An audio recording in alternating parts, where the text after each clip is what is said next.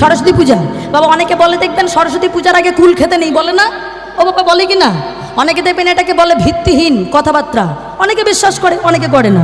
তবে এর পিছনে একটা চমকপ্রদ কাহিনী আছে বাবা। হ্যাঁ, একটা চমকপ্রদ কাহিনীটা কীরকম বলে বাবা, এর পিছনে একটা চমকপ্রদ কাহিনী আছে। বলে দেখবেন আমরা ছোট থেকে মা সরস্বতী দেবীর কাছে আমরা মন্ত্র বলি, জয় জয় দেবী চরাচর সারে কুচযোগ শোভিত মুক্তা হারে বীণা রঞ্জিত পুস্তক হস্তে ভগবতী ভারতী দেবী নমস্তুতে। এই যে মন্ত্রটা আমরা বলি, এই মন্ত্রটা কার মন্ত্র? আমরা অনেকে যাকে বাবা আমরা সবাই বলে থাকি মূর্খ কালিদাস, না উনি পণ্ডিত। হ্যাঁ, ওই কালিদাসের বাবা মহাকবি কালিদাসের মন্ত্র এইটাই। আমরা বলি যেমন মা সরস্বতীর কাছে বিদ্যা বুদ্ধি চাই, জ্ঞান চাই, বুদ্ধি চাই, তেমন বাবা বহু যুগ আগে আমাদের মতো একজন তপস্যা করেছিলেন। একটু মনোযোগ দিয়ে শুনে নেন যে সরস্বতী পূজার আগে কুল খেতে নেই কেন, এর একটা কাহিনী আছে। তাতে মহামুনি ব্যাসদেব তিনি একবার বাবা তপস্যা শুরু করেছে মা সরস্বতী দেবীকে সন্তুষ্ট করবার জন্য। আর তপস্যা যখন শুরু করেছে হঠাৎ করে দৈববাণী হলো তার তপস্থানের কাছে একটা কুলের বীজ মানে কুলের দানা ফেলে দিয়ে তাকে দৈববাণী দিয়ে শর্ত দেওয়া হলো যে শোনো, এই কুলের বীজটা অঙ্কুরিত হয়ে চারা গাছ, চারা গাছ থেকে বড় গাছ, আর বড় গাছ থেকে যেদিন ফল, ফুল থেকে ফল হবে এবং সেই কুল ফলটা পেকে যেদিন তোমার মাথায় পতিত হবে মানে পড়বে, সেই দিন বুঝবে যে মা সরস্বতী সন্তুষ্ট হয়েছে এবং তোমার তপস্যা সেদিন সিদ্ধি লাভ তুমি করতে পারবে। এখন সেই কথা মতো বাবা তপস্যা শুরু করেছে। তপস্যা হয়ে গেল, অনেক বছর কেটে গেল, সেই কুলের বীজ অঙ্কুরিত বড় চারা গাছ হলো, তারপর বড় গাছ হলো, ফুল হলো, ফুল থেকে যখন কুল ফল হলো, কুল ফল পেকে গিয়ে সেই মহামুনি ব্যাসদেবের মাথায় পড়েছে। এবার মহামুনি ব্যাসদেব ভাবলো যে আমার মাথায় কী যেন একটা পড়েছে। এবার যেই না তাকিয়ে দেখলো যে সেই কুলটা পেকে মাটিতে পড়েছে। হ্যাঁ, তো যেহেতু কুল গাছ থাকা সামনে থাকা সত্ত্বেও তিনি যেহেতু সেই কুল খাননি, হ্যাঁ, যে তিনি লোভটাকে সম্বরণ করে তিনি দেখলেন যে আমার মা যখন আশীর্বাদ করেছে, তো সেই দিনটা তিনি লক্ষ্য করলেন সেটা ছিল মাঘ মাসের পঞ্চমী তিথি, শ্রী পঞ্চমী তিথি। আর সেই শ্রী পঞ্চমী তিথিতে সেই কুল ফলটা আগে মায়ের চরণে তিনি নিবেদন করে তারপরে তিনি তপস্যা আবার শুরু করলেন, মানে ব্রহ্মসূত্র রচনা শুরু করলেন আর কি। হ্যাঁ, তো সেই কারণে আমরা মনে করে থাকি যে মহামুনি ব্যাসদেব যেহেতু তার সামনে কুল গাছ থাকা সত্ত্বেও তিনি সরস্বতী পূজার আগে কুল খায়নি, তো আমরাও তেমন মা সরস্বতীর আশীর্বাদই মনে করে আমরা তেমন কুল ফল খাবো না।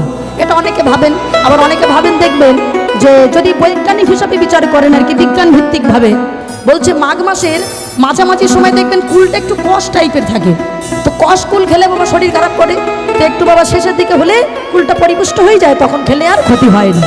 এটাই হলো নিয়ম। যাই হোক, তাই আজকে বাবা সেই মাঘ মাসের শ্রী পঞ্চমী তিথিতে আজকে আমার ভক্ত রঘুনন্দন জন্মগ্রহণ করছে। মায়েরা উলুধ্বনি করে হেন কালে জন্মিলা শ্রী রঘুনন্দন, উলুধ্বনি হরিব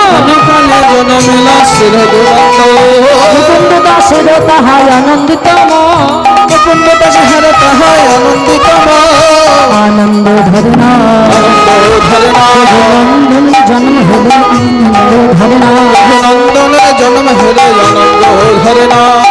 ঠাকুর মশাই আপনার ছেলে হয়েছে, তাড়াতাড়ি নিয়ে এসো, সরস্বতীর চরণে দিয়েছে।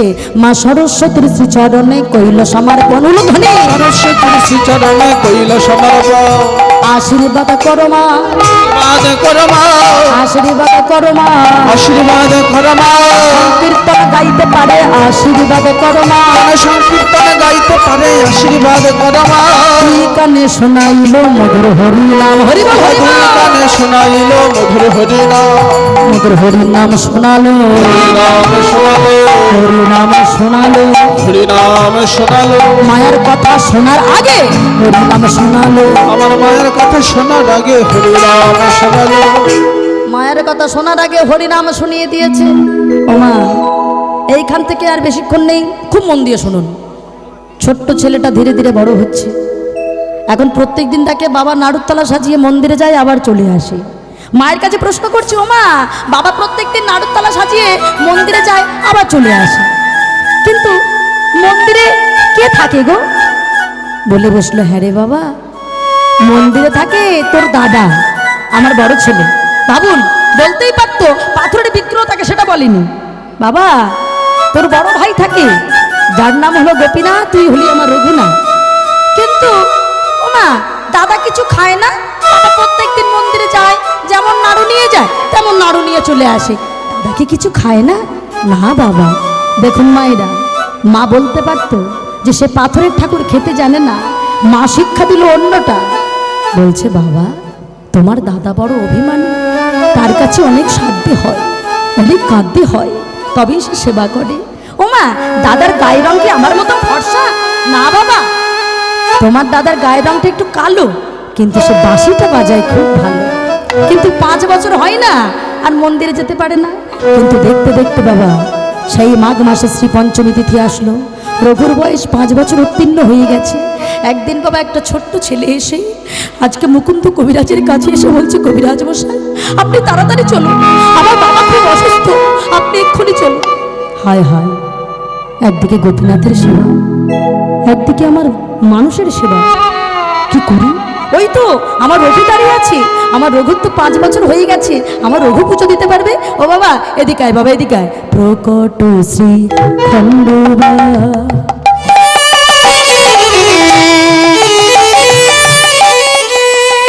ভক্তি নাম মুকুন্দ, প্রকট শ্রী খণ্ডবা ভক্তের নাম শ্রী মুকুন্দ, হরি গোপীনাথ শ্রী রাজানি, হরি গোপীনাথ শ্রী রাজানি, ঘরে গোপী নাথ শ্রী রাজানি, ঘরে গোপী নাথ শ্রী রাজানি। ও বাবা, বাবা দেখ না তোর বয়সী ছেলে, ওর বাবাকে চিকিৎসা করতে যাব, যে আজকের দিনটা সেবা দিয়ে আয়। কিন্তু বাবা আমি তো মন্ত্র জানি না। কি বললি? মন্ত্র মন্ত্র, এই এই মন্ত্র কথাটা বারবার বল দেখি। কেন বল না? ওই তো মন্ত্র মন্ত্র মন্ত্র মন্ত্র মন্ত্র মন্ত্র মন্ত্র মন্ত্র মন্ত্র। রঘু তোর মন যদি ঠিক থাকে কিবা হবে মন্ত্রে, যা বাবা যা। তাই এবার চলেছে বাবা বাবার কথা মতো। পিতা দয়া দেশ পাইয়া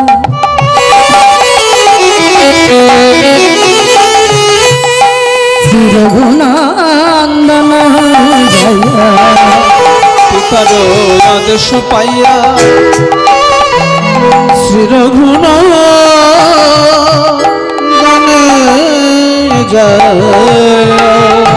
গোপীনাথে সম্মুখে আসিলা, গোপীনাথে সম্মুখে আসিলা, গোপীনাথে সম্মুখে আসিল, গোপীনাথে সম্মুখে আসিল। হে গোপীনাথ নারু সেবা করুন, হে গোপীনাথ নারু সেবা করুন, হে গোপীনাথ নারু সেবা। কি খাচ্ছ না কেন? ও আমার তো ভুল হচ্ছে, দাঁড়ো দাঁড়ো দাঁড়ো। কারোর মাথায় যদি এরকম একটা ভারী চূড়া থাকে সে খেতে পারে? উমা দেখুন, ছোট্ট কিন্তু রঘু জানে না যে পাথরের ঠাকুর খায় না। যে বেদিতে আমরা হাত দিতে ভয় পাই, বেদির উপরে এক পা দুপো করে উঠে গেছে। এই যে আমি তোমার চূড়া খুলে দিলাম, এই যে খুলে দিলাম। আচ্ছা দাদা তুমি তো এখন নাড়ু খাবে, তো বাঁশি হাতে নিয়ে কি করবে? দাঁড়া দাঁড়া, আমি তোমার বাঁশিটা খুলে দিই। বাঁশিটাই খুলে দিয়েছি। দাদা ও দাদা খেয়ে নাও দাদা। এ কি আসছে না কেন? ও মা বলেছে তোমাকে খেতে দিতে গেলে অনেক সাধতে হয়, কাঁদতে হয়। আচ্ছা দাদা, কাদা মানে যদি চোখের জল হয় তবে সাদা মানে কি? বুঝেছি, সাদা মানে হলো দেহের রক্ত, তাই হবে। এই বলে ওই পাথরের গোপীনাথের চরণে মাথাটা ঢুক যায়।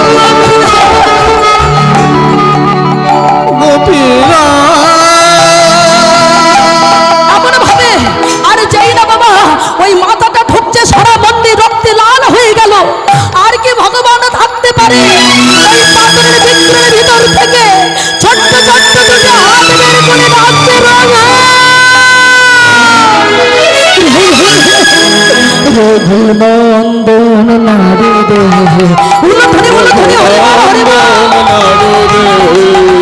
রঘুনন্দন নারদে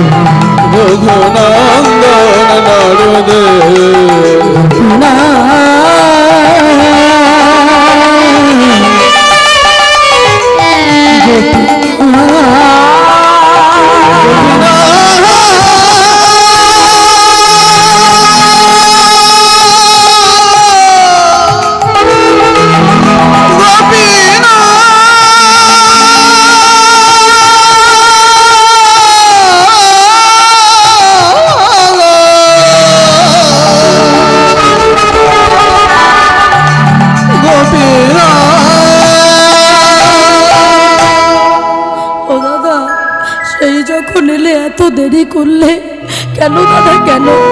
বলে বসলো রে রঘুরে, এটা তোকে সবাই ভালোবাসে, তোর মতো করে চোখের জল দিয়ে তো কেউ ভালোবাসে না। এই রঘু, খাইয়ে দে, তাড়াতাড়ি খাইয়ে দে। এখন বাবা ভক্ত দিচ্ছে, দেরি তো হবেই।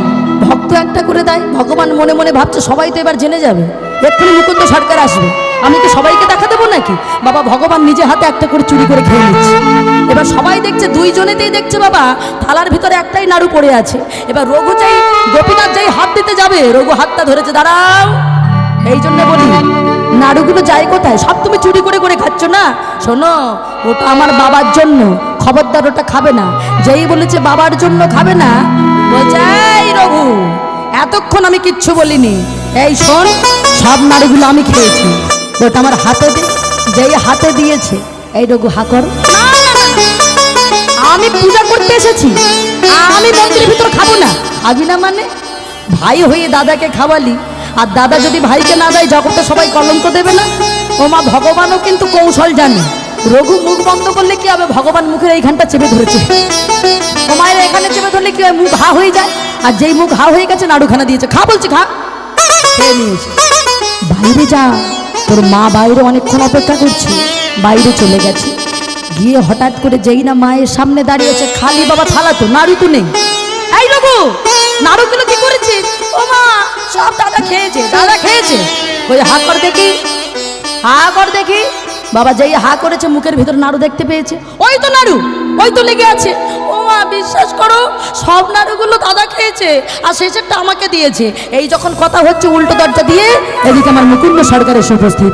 আসি মুকুন্দ দাস, কহে বলো কি মুকুন্দ দাস, কহে বলো কে প্রসাদ নদী তোলানো দেখি, প্রসাদ নদী তোলানো দেখি, প্রসাদী নৈবিদ্যানো দেখে, প্রসাদী নৈবিদ্যানো দেখে।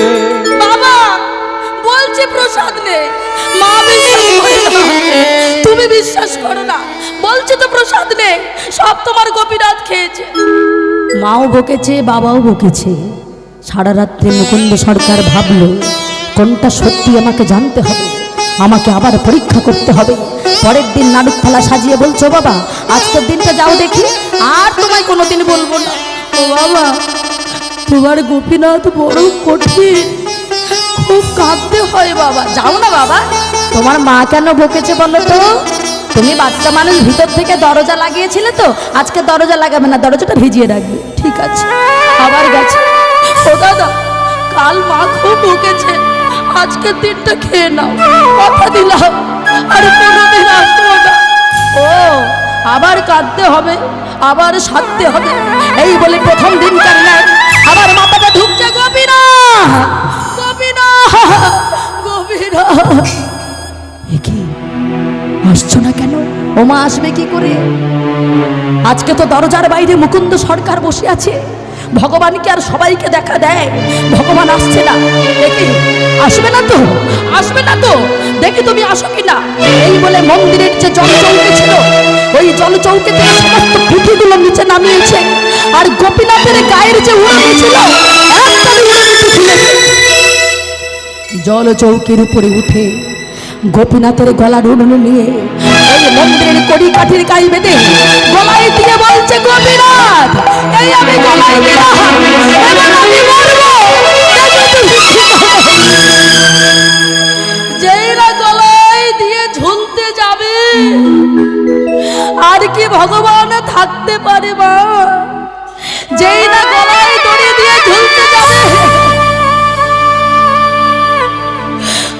আমার কি হবে না? ওই মন্দিরের সিংহাসন থেকে ছুটে এসে রঘুর মাথা জড়িয়ে ধরেছে। রঘু, ও রঘু, নেমে আয় রঘু, মরিস না। ও দাদা, তুমি আজকে দাদা হয়ে ভগবান হয়ে আমার পায়ে ধরেছ। কেন ধরেছি জানিস রঘু? আমি ভক্তের চরণ বড় ভালোবাসি।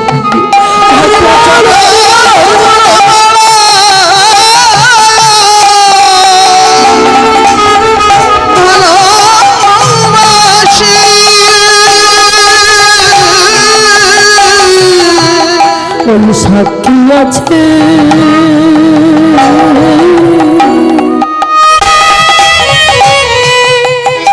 রাধা রানী, ভক্তের চরণ বড় ভালোবাসি। সাক্ষী আছে